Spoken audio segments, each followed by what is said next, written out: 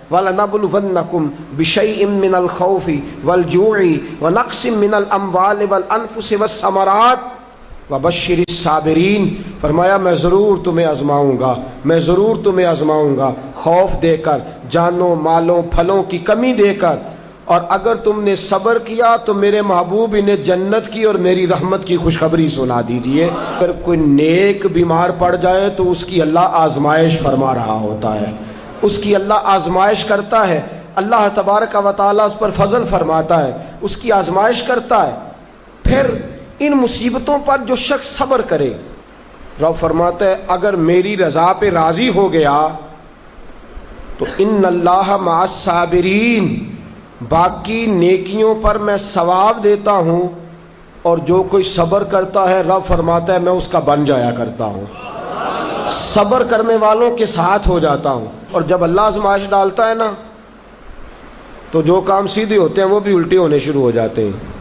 جب خدا کی طرف سے وَلَنَبْلُوَنَّكُمْ بِشَيْءٍ مِّنَ الْخَوْفِ وَالْجُوعِ وَنَقْصٍ مِّنَ الْأَمْوَالِ وَالْأَنفُسِ وَالثَّمَرَاتِ، جب اللہ کی طرف سے آزمائش آتی ہے، جب انسان پر اللہ کی طرف سے کوئی چیز نازل ہوتی ہے، آپ سونے کو ہاتھ رکھتے ہیں تو مٹی ہو جاتی ہے، آپ کسی طرف بھی، بہت سے دوست آ کے کہتے ہیں جی قدم آگے اٹھاتا ہوں جاتا پیچھے ہے، کیا کروں؟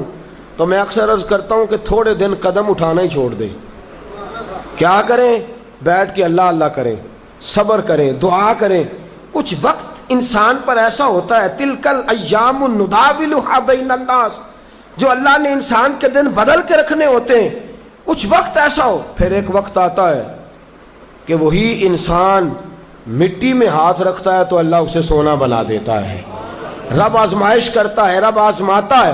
جو لوگ مصیبتوں پر صبر کرتے ہیں، جو لوگ مصیبتوں پر صبر کرتے ہیں، سید عالم نور مجسم شفیع معظم صلی اللہ تعالی علیہ وسلم نے فرمایا، رب فرماتا ہے ایک بندہ اللہ کی بارگاہ میں کھڑا ہوا، قیامت کا دن ہے، فرشتے نامہ اعمال کھولنے لگے۔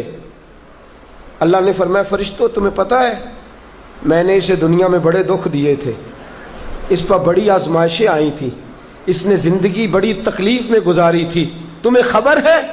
یا اللہ ہم جانتے ہیں، بڑا صابر ہے، بڑا صابر ہے، اس نے صبر کے ساتھ وقت گزارا، صبر کے ساتھ اپنے اوقات کو طے کیا۔ رب فرماتا ہے جو اتنا صبر کرے میں اس کا نامہ اعمال ٹٹولوں، اس کا نامہ اعمال کھولتے ہوئے مجھے شرم آ رہی ہے، سارا کچھ لپیٹ دو اور بغیر حساب کتاب اسے جنت میں داخل کر دو۔ یہ صبر کرنے والا ہے، یہ صبر کرنے والا ہے۔ بڑی خوبصورت حدیث، بڑی، بخاری شریف میں موجود ہے۔ بخاری شریف کی یہ حدیث ایسی ہے جسے میں جب بھی پڑھتا ہوں میں چوم لیتا ہوں۔ حدیث کیا ہے؟ رسول کریم صلی اللہ تعالی علیہ وسلم نے فرمایا، رب فرماتا ہے ایک بندہ ہے، اس کو میں نے آنکھیں نہیں دی، اس کو میں نے آنکھیں نہیں دی، اندھا ہے، پیدائشی اندھا ہے یا بعد میں کسی وجہ سے ہو گیا، اس کے پاس آنکھیں نہیں، لیکن اس نے زندگی بھر صبر کیا، اس نے زندگی بھر صبر کیا، صبح قیامت وہ کھڑا ہوا تو رب کریم نے فرشتوں سے فرمایا، فرشتوں اس کو میں نے آنکھیں نہیں دی، بیچارہ نہ بیٹی دیکھ سکا نہ بیٹا، نہ باپ دیکھ سکا نہ ماں، یہ کوئی دنیا کا نظارہ نہیں کر سکا، تم بتاؤ اس کا اجر کیا ہے؟ فرشتے کہتے ہیں مولا جنت کا اعلیٰ درجہ دے دے، اللہ اسے بے حساب بخش دے۔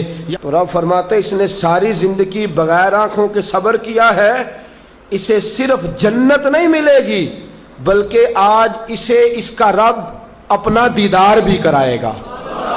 فرمایا قیامت میں لوگ جنت کے نظارے کریں گے اور یہ اللہ کا دیدار کرے گا، اس کو رب کریم کے جلوے دکھائے جائیں گے، اس لیے کہ یہ صابر رہا۔ اور میرے اعلیٰ حضرت فاضل بریلوی رحمۃ اللہ علیہ فرماتے ہیں جو صابر ہوتا ہے نا، توجہ ہے آپ کی، میری بات کی سمجھ آ رہی ہے؟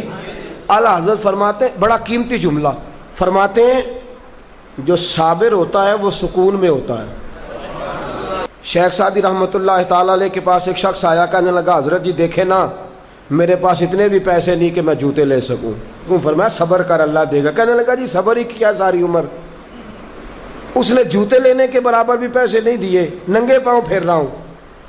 شیخ سعدی رحمۃ اللہ تعالی علیہ نے اس کا بازو تھاما، ایک گھر میں لے گئے، دروازے پہ دستک دی، گھر کا مالک باہر آیا، اس نے دونوں طرف بیساکھیاں پکڑی ہوئی ہیں، ٹانگیں تو ہیں پر پیر ہی کوئی نہیں۔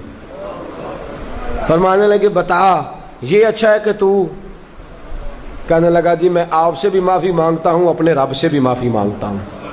نبی پاک صلی اللہ تعالی علیہ وسلم نے فرمایا خدا اگر تجھے مصیبت دیتا ہے نا، اور ان مصیبتوں پر جب اللہ تجھے قیامت میں اجر دے گا تو تیرا دل چاہے گا کاش سکون ہوتا ہی نہ، آزمائشیں ہی آزمائشیں ہوتی، تو وہ اجر دیکھے گا۔ وہ کسی دانشور نے کہا تھا کہ میرا باپ انتقال کر گیا، 6 مہینے گزرے تو میرا 18 سال کا بیٹا بھی انتقال کر گیا۔ کہنے لگے میں نے اپنے 80 سال کے باپ کا جنازہ اٹھایا تو میری کمر نہیں جھکی، لیکن جب 18 سال کے بیٹے کا جنازہ اٹھانے لگا تو میری کمر جھک گئی، اور رو کے کہنے لگا لوگوں باپ کا جنازہ پڑھنا آسان ہے، دعا کرو کسی کو بیٹے کا جنازہ نہ پڑھنا پڑ جائے، بڑا مشکل کام ہے، بڑا کٹھن مرحلہ ہے۔ حضرت ابو ہریرہ رضی اللہ تعالیٰ عنہ فرماتے ہیں اللہ کے محبوب صلی اللہ تعالیٰ علیہ وآلہ وسلم کے صاحبزادے جناب ابراہیم علیہ السلام فرماتے ہیں حضور کے صاحبزادے آپ رات کو جب ان کی ولادت ہوئی تو نبی کریم علیہ السلام ہمارے درمیان آئے۔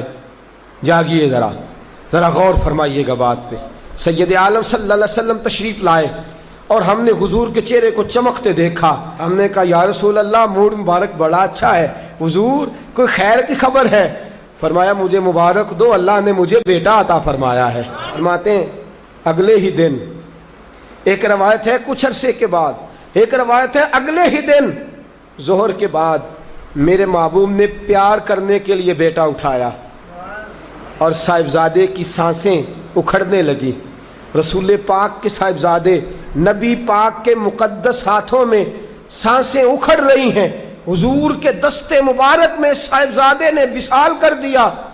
آنکھیں بند کی تو نبی کریم کی مقدس آنکھوں میں آنسو آئے۔